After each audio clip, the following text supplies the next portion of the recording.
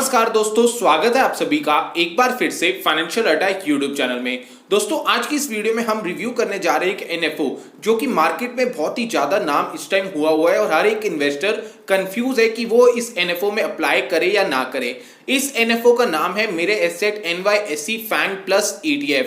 अब ये पहले समझते हैं कि एनएफओ क्या होता है। एनएफओ का मतलब होता है न्यू फंड ऑफर। यहां पर जब AMC यानी एसेट मैनेजमेंट कंपनी यानी म्यूचुअल फंड जब पहली बार अपने फंड को लेके आता है मार्केट में, यूनिट्स को सेल करता है और पैसे लेकर आगे इन्वेस्ट करता है, उस प्रोसेस को हम कहते हैं न्यू फंड ऑफर। ठीक है, आज की वीडियो देखने के बाद आप इजीली डिसाइड कर पाओगे कि क्या आपको इस एनएफओ में इन्वेस्ट करना चाहिए या अवॉइड करना चाहिए। सो आज की वीडियो एंड तक जरूर देखना और अगर आप हमारे चैनल पे नए हो तो यार चैनल को सब्सक्राइब जरूर करना और साथ में दिए गए बेल आइकन को भी जरूर दबाना, तो ताकि आपको आने वाली जितनी भी वीडियोस हो उसकी नोटिफिकेशंस मिल पाए। चलिए दोस्तों, आज की वीडियो शुरू करते हैं।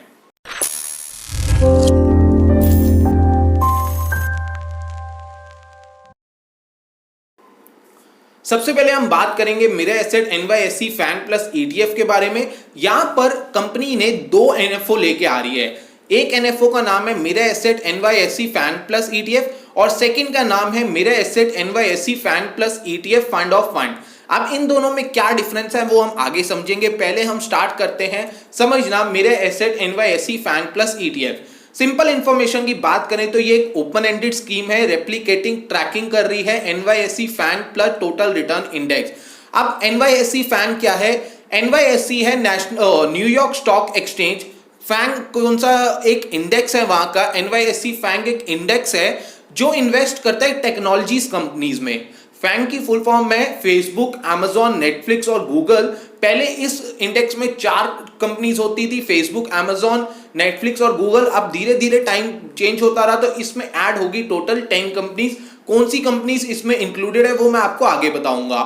अब ये NYSE फैंग जो इंडेक्स है, इस इंडेक्स में ये मेरे एसेट कंपनी जो है वो आपका पैसा इन्वेस्ट करेगी और इस इंडेक्स को रेप्लिकेट करेगी। यानी इस इंडेक्स में जितने भी स्टॉक जिस वेटेज में इशूड है या जिस वेटेज में है उस वेटेज में आपका पैसा इन्वेस्ट होगा।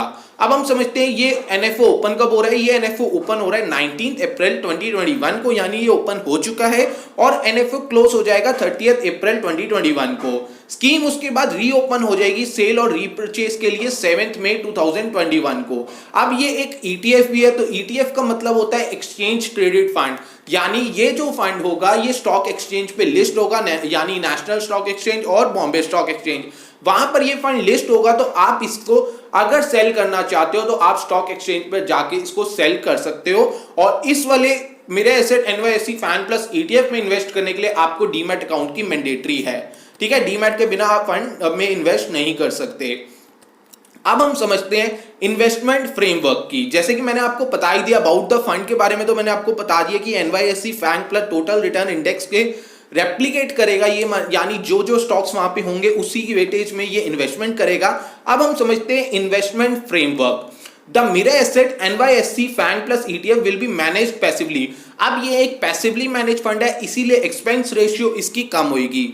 पैसिवली और एक्टिवली में ये फर्क होता है। एक्टिव में फंड मैनेजर फंड्स को यानी स्टॉक्स को चूज करता है कि किस स्टॉक्स में पैसा लगाना है, वहीं पैसिवली मैनेज फंड्स में जो स्टॉक्स इंडेक्स में ऑलरेडी इंक्लूड होते हैं उसी में हम उसी वेटेज के अकॉर्डिंग इन्वेस्ट कर देते हैं, इसीलिए इसे पैसिवली मैनेज कहा जाता है। और पैसिवली में थोड़ा क्या काफी जो एक्सपेंस रेशियो होता है फर्क, और इसमें एक्सपेंस रेशियो काफी चीप या आप कह लो सस्ती होती है। अब मेरा एसेट NYSE पैसिवली इन्वेस्टमेंट करता है in stock in a proportion that match as close as possible to the weights of the stocks in NYSE FANG plus index. Second हम बात करते हैं the NYSE FANG plus index in an equal dollar weighted index designed to represent a segment of technology and consumer discretionary sector consisting of 10 highly traded growth stocks of technology and tech enabled companies। यानी NYSE ने क्या करा है, equally weightage दी हुई है, equally dollar weightage, यानी 10 stocks है तो हर स्टॉक्स को 10% की इक्वली वेटेज दी हुई है अपने इंडेक्स में। इस इंडेक्स में 10 बड़ी कंपनीज है जो टेक्नोलॉजी सेक्टर से आती है और टेक एनेबल्ड कंपनीज है।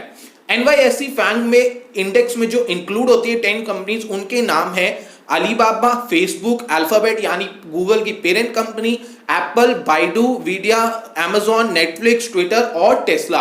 अब आप नाम से ही देख रहे होंगे कि बहुत ही बड़ी कंपनीज इस वाले फंड में इंक्लूड है, यानी इस इंडेक्स में इंक्लूड है जहां पर मेरे एसेट इन्वेस्टमेंट करने जा रहा है। अब बात करते हैं why invest in this fund. अब इस फंड में हम क्यों इन्वेस्ट करना चाहिए। पहला पॉइंट आ जाता है focus and equal weighted exposure in innovative high growth technology, internet and media stock. अब एक फोकस करा हुआ है इन्होंने, बहुत सारे स्टॉक्स में इन्वेस्टमेंट नहीं है, फोकस करा है 10 स्टॉक्स में ही, इंडेक्स में 10 स्टॉक्स है तो फोकस्ड है और इक्वली वेटेड है। हर स्टॉक की अलग अलग वेटेज नहीं है, 10-10% इक्वली वेटेज है। Portfolio of companies which are geared to participate in future technology disruptions. आने वाली जितनी भी फ्यूचर टेक्नोलॉजीज में आप जो आने वाली फ्यूचर टेक्नोलॉजी अच्छी होगी उसमें भी आप पार्टिसिपेट कर सकते हो इस एनएफओ में इन्वेस्ट करने के बाद। Provide passive international exposure predominantly to US market at low cost. अब मैं आपको एक पॉइंट बताता हूं, यूएस मार्केट में इन्वेस्ट करने के लिए आपको ब्रोकर की रिक्वायरमेंट होती है, वहां से स्टॉक, और दूसरी बात आ जाती है लो कॉस्ट इसलिए कह रहा है क्योंकि यूएस स्टॉक मार्केट में अगर कोई भी आप स्टॉक परचेज करते हो, जैसे टेस्ला का लेते हो, अल्फाबेट का लेते हो, तो बहुत हाईली स्टॉक्स है, मतलब बहुत महंगे स्टॉक्स हैं, तो आपको एक बार इसको परचेज करने के लिए रुपीस में बहुत ज्यादा वैल्यूज चाहिए। इसीलिए आप इस वाले फंड में इन्वेस्ट करके वो स्टॉक्स को एक तरह से आप उसमें पार्टनर बन सकते हो, शेयर होल्डर बन सकते हो इनके थ्रू इन्वेस्ट करके और एट लो कॉस्ट, इसीलिए ये कह रहे हैं लो कॉस्ट में। Provide avenue to benefit also from INR depreciation. अब एक पॉइंट यहां पर ध्यान से समझ लो, ये थोड़ा सा पॉइंट है, आईएनआर डेप्रिशिएट होता है तो आपको फायदा होता है, वहीं आईएनआर एप्रिशिएट होता है तो आपको लॉस भी होता है।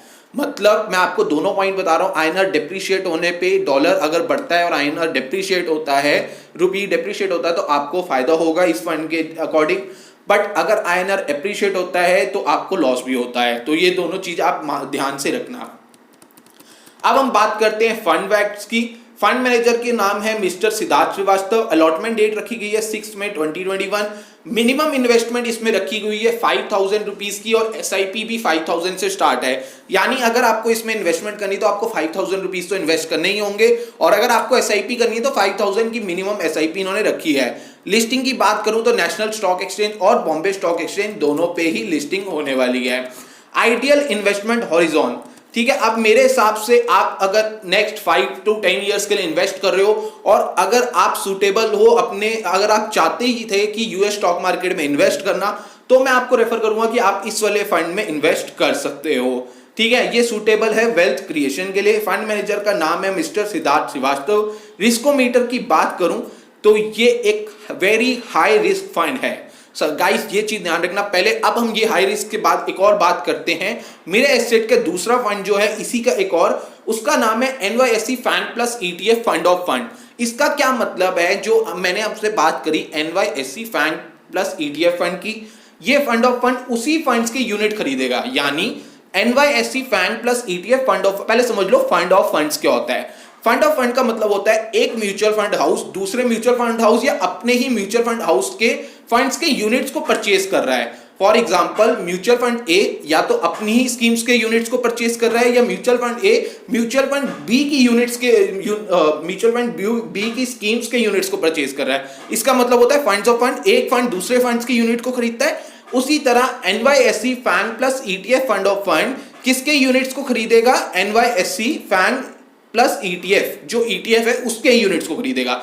यानी ये जो फंड है एनवाईएसई फैंग प्लस ईटीएफ किसके यूनिट्स को खरीद रहा है, Mirae Asset NYSE FANG plus ETF के यूनिट्स को खरीद रहा है। अब इसमें फर्क क्या आ जाता है कि Mirae Asset NYSE FANG plus ETF के लिए आपको डीमैट की रिक्वायरमेंट है, वहीं अगर आप इन्वेस्ट करते हो NYSE FANG plus ETF fund of fund में तो आपको डीमैट अकाउंट की मैंडेटरी नहीं है, आपको कोई भी डीमैट अकाउंट नहीं चाहिए। अब ये वाला एनएफओ ओपन हो रहा है 19 अप्रैल, ओपन सेम डेट को हो चुका है, क्लोज हो रहा है 3 मई 2021 को, और स्कीम रीओपन होगी कंटिन्यू सेल और रीपरचेज के लिए 11 मई 2021 की। अबाउट फंड की बात करूं तो ये एक ओपन एंडेड स्कीम है, प्रीडोमिनेंटली इन्वेस्ट करती है Mirae Asset NYSE FANG plus ETF में, यानी मेरे एसेट में ये जो फैंग प्लस ईटीएफ है उसमें इन्वेस्ट करेगी, फंड ऑफ फंड्स है उसके यूनिट्स को परचेज करेगी ये, ठीक है। अब ध्यान से एक चीज को समझ लीजिए कि ये जो फंड है ये डायरेक्ट इन्वेस्टमेंट कर रहा है कहां पर, स्टॉक्स में।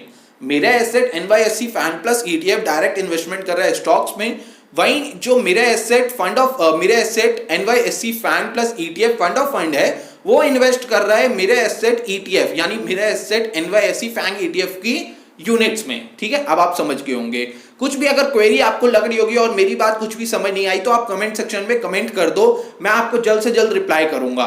ठीक है, अब बात करते हैं इसकी why invest in this fund. तो इन्वेस्ट, बाकी सारी चीजें जो हमने बात करी वो सब सेम है, इसमें बस कुछ अलग क्या है, इसके फंड मैनेजर अलग है, उनका नाम है मिस एकता गला।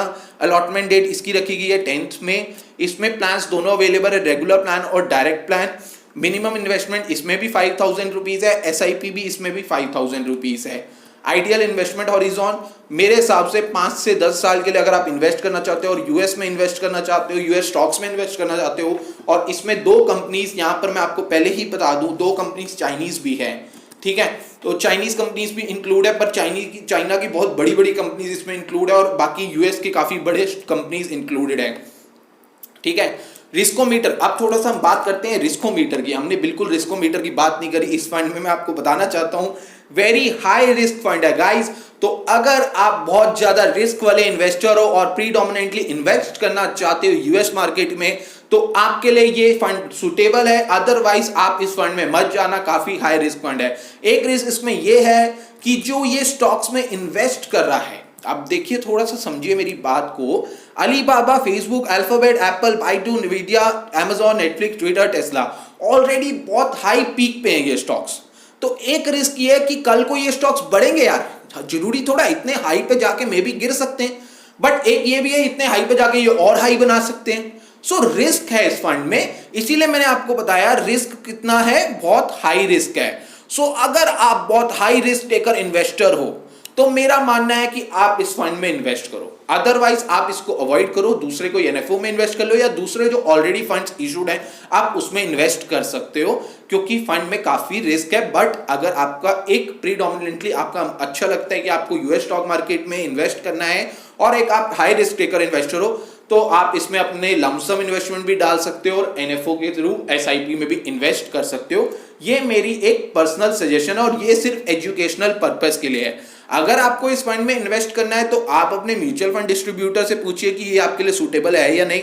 आप अपने फाइनेंशियल एडवाइजर से पूछिए कि आपको इसमें इन्वेस्ट करना है या नहीं करना, या आप इसकी अपनी रिसर्च खुद करें। अगर आपको ये वीडियो पसंद आती है तो यार इस वीडियो को एक लाइक जरूर करें। आपका एक लाइक हमें सपोर्ट देता है और आपका एक लाइक हमें और वीडियोस बनाने के लिए एनकरेज करता है। और हमारे साथ जुड़ने के लिए आप हमारा टेलीग्राम चैनल ज्वाइन करें। टेलीग्राम के साथ साथ हमें इंस्टाग्राम पे भी फॉलो करें और हमें व्हाट्सएप ग्रुप में भी ज्वाइन करने का लिंक डिस्क्रिप्शन में अवेलेबल है।